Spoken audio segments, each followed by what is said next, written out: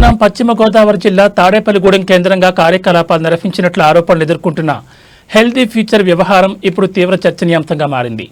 సుమారు 7.50 కోట్లుగా ఈ స్కామ్ జరిగిందని ప్రాథమిక సమాచారం అందుతోంది. దీనిపై బాధితులు న్యాయం కోరుతున్నారు.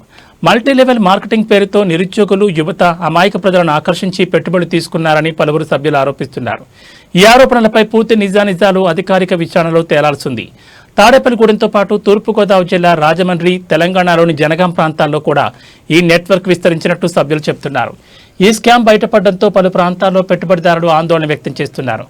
కంపెనీ నిర్వహించిన సమావేశాల్లో ఫండింగ్, పెండింగ్ పేమెంట్లు, ప్రొడక్ట్స్, డీలర్షిప్లు, core committee, board members, legal సలహాలపై చర్చించినట్లు సభ్యులకు పంపిన సమాచారంలో తేటతెల్లమైందని సమాచారం. కంపెనీ ఆర్థిక పరిస్థితిని చక్కదిద్దేందుకు కొత్త ఫండింగ్, కొత్త అగ్రిమెంట్లు, కొత్త ప్లానింగ్ చేస్తున్నామని సదరు నిర్వాహకుడు సభ్యులకు తెలియజేసినట్టు తెలిసింది.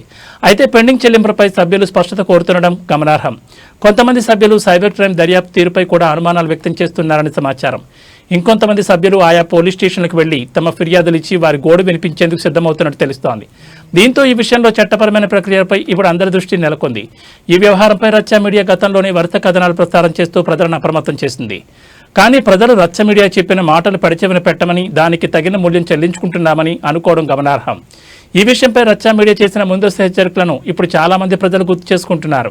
ఆ సమయంలో రచ్చ మీడియా కథనాలను కొందరు పట్టించుకోలేదని, ఇప్పుడు పరిస్థితులు మారిన తర్వాత ఆ హెచ్చరికలపై మళ్లీ చర్చ జరుగుతోందని పలువురు అభిప్రాయపడుతున్నారు.